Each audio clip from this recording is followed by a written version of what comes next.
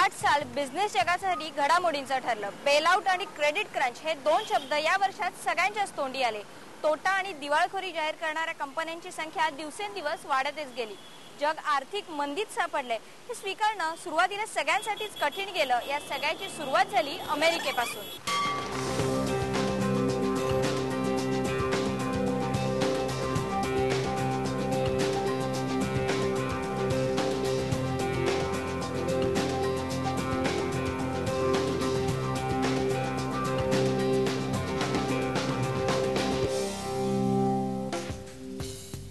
158 वर्ष जुनी Lehman Brothers हा आर्थिक मंदीचा सगळ्यात मोठा बळी। दिवाळखोरी जाहीर केली तेव्हा लेमनकडे $600 बिलियन कर्ज होती।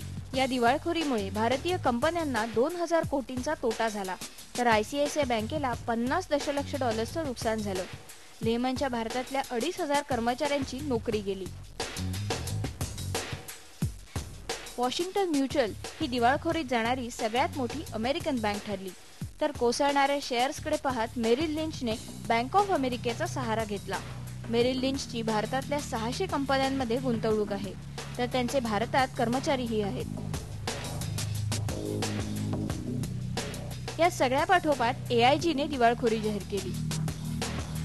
ही सगळी घसरण रोखण्यासाठी सरकारने मदत द्यावी अशी मागणी होऊ लागली आणि अमेरिकन सिनेटमध्ये बेलआउट पॅकेज मांडण्यात आलं, पण ते नामंजूर झालं आणि अमेरिकेसोबतच जगभरातली सगळी स्टॉक एक्सचेंजेस कोसळली।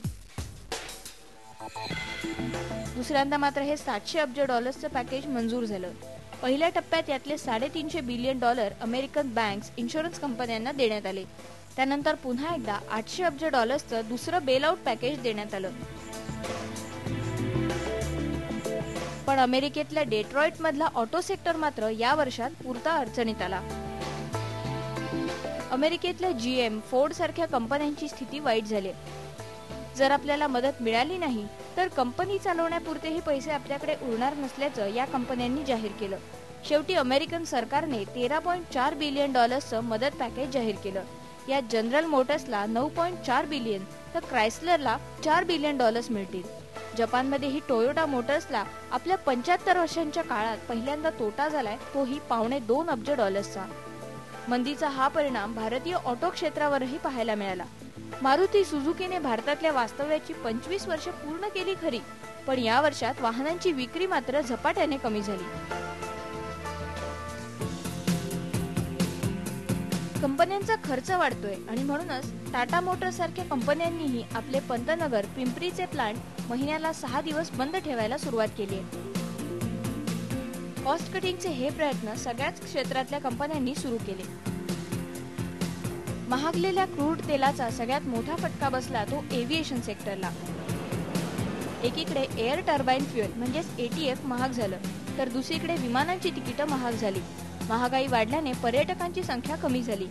कंपन्यांच्या कॉस्ट कटिंगमुळे बिझनेस ट्रॅव्हलर्सही कमी झाले आणि म्हणूनच जेटने 1900 कर्मचाऱ्यांना कामावरून काढून टाकण्याचा निर्णय घेतला।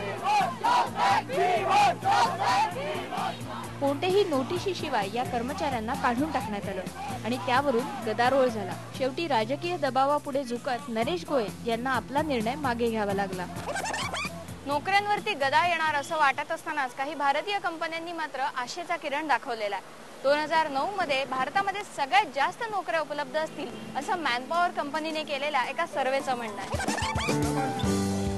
देशातली सगळ्यात मोठी सार्वजनिक bank state bank of India म्हणजेच SBIनं चालू आर्थिक वर्षात त्यांच्याकडे किमान 20,000 जणांसाठी नोकऱ्या उपलब्ध असल्याची घोषणा केली। SBI ब्रांचेसची संख्याही वाढवणार आहे। त्याचबरोबर इन्फ्रास्ट्रक्चर कंपनी लार्सन अँड टुब्रोही येत्या 3 वर्षात 10,000 नोकऱ्या देणार आहे। अमेरिकन विमा कंपनी मेटलाइफ देखील भारतातल्या शाखांसाठी येत्या 5 महिन्यात अंदाजे 32,000 जणांची नवी भरती करणार आहे। मेटलाइफ इंडिया ही सुमारे 100 शाखा नव्याने सुरू करेल। देशातली एक मोठी सॉफ्टवेअर कंपनी इन्फोसिसनेही पुढच्या वर्षात 25,000 नियुक्त्या करण्याची योजना कायम असल्याचं सांगितले। वर्ष संपता देशाचं अर्थमंत्रीपद P. चिदंबरम यांच्याकडून पंतप्रधान डॉ. मनमोहन सिंग यांच्याकडे आलं आणि खातं आपल्याकडे आल्याच्या 2 आठवड्यातच त्यांनी अर्थव्यवस्थेसाठी बूस्टर पॅकेज जाहीर केलं। इंडस्ट्रीला सरकारकडून मदत मिळावी अशी मागणी होत होती आणि सरकारकडून 20,000 कोटींचं बूस्टर पॅकेज जाहीर करण्यात आलं। यामध्ये 4% सेनवॅट माफ करण्यात आला, तर पायाभूत सुविधांवर अधिक 10,000 कोटींच्या खर्चाची तरतूद करण्यात आली. आता घेऊयात एक ब्रेक आणि ब्रेक नंतर पाहूयात मंदीचा इंडस्ट्री आणि स्टॉक एक्सचेंज वरती झालेला परिणाम.